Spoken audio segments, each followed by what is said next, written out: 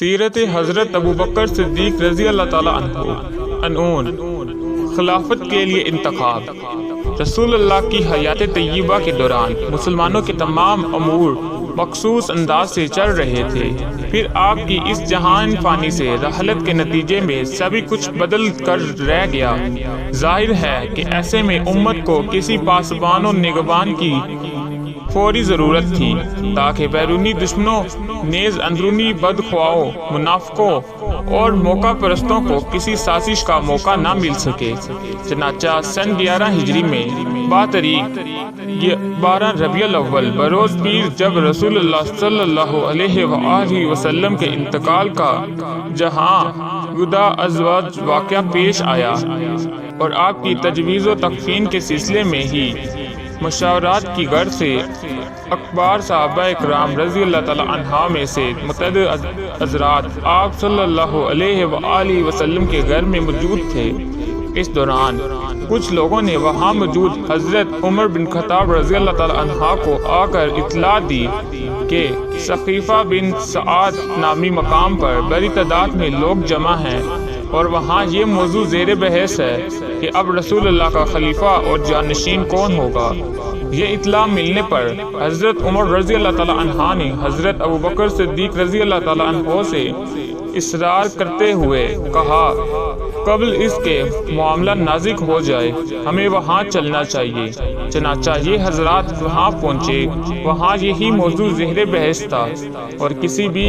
لمحے یہ معاملہ کوئی غلط رخ اختیار کر سکتا تھا۔ صورتحال کی اس نزاکت کو بانٹتے ہوئے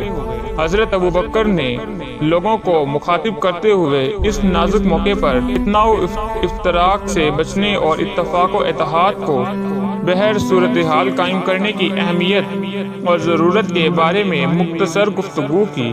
اس کے بعد حضرت عمر بن خطاب رضی اللہ تعالیٰ عنہ نیز حضرت ابو عبیدہ عامر بن الجہرہ رضی اللہ تعالیٰ عنہ کی جانب اشارہ کرتے ہوئے فرمایا، یقیناً یہی دو حضرات رسول اللہ صلی اللہ علیہ وآلہ وسلم کی جانشینی کے قابل ہیں، لہذا میرا مشورہ یہ ہے کہ ان میں سے کسی ایک کے ہاتھ پر جلد از جلد بیعت کر لی جائے۔ حضرت ابوبکر صدیق رضی اللہ تعالیٰ عنہ کی یہ بات سن کر حضرت ابو عبیدہ رضی اللہ تعالیٰ عنہ نے فرمایا،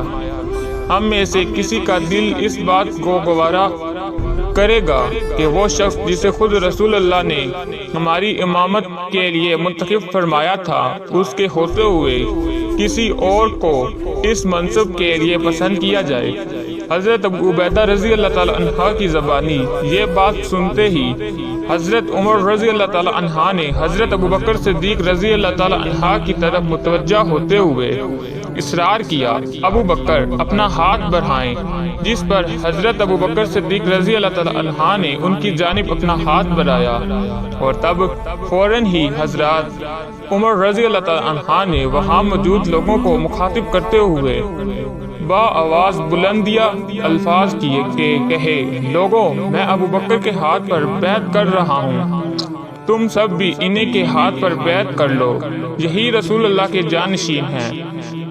اس پر وہاں موجود سبھی افراد نے بڑی تعداد میں حضرت ابوبکر صدیق رضی اللہ تعالیٰ عنہ کے ہاتھ پر بیعت کی۔ کبار صحابہ اکرام میں سے چند افراد اس وقت وہاں موجود نہیں تھے جنہوں نے بعد میں مسجد نبوی میں بیعت کی۔ یوں حضرات ابوبکر صدیق رضی اللہ تعالیٰ عنہ کو بلا اتفاق رسول اللہ کے جانشین اور خلیفہ اول کی حیثیت سے منتخب کر لیا گیا۔ خلافت کی ذمہ داری سنبھالنے کے لیے فوری بعد حضرت ابوبکر نے مختصر خطبہ دیتے ہوئے فرمایا، ترجمہ، لوگوں میں تمہارا امیر مقرر کیا گیا ہوں، حالانکہ میں تم سے افضل نہیں ہوں۔ اگر میں اچھے کام کروں تو تم میری مدد کرنا، غلطی کروں تو اصلاح کرنا۔ سچ امانت ہے جبکہ جھوٹ خیانت ہے۔ تم میں سے جو شخص کمزور ہے وہ میرے نزدیک طاقتور ہے جب تک میں اس کا حق نہ دلاؤں، اور تم میں سے جو کوئی طاقتور ہے میرے نزدیک وہ کمزور ہے۔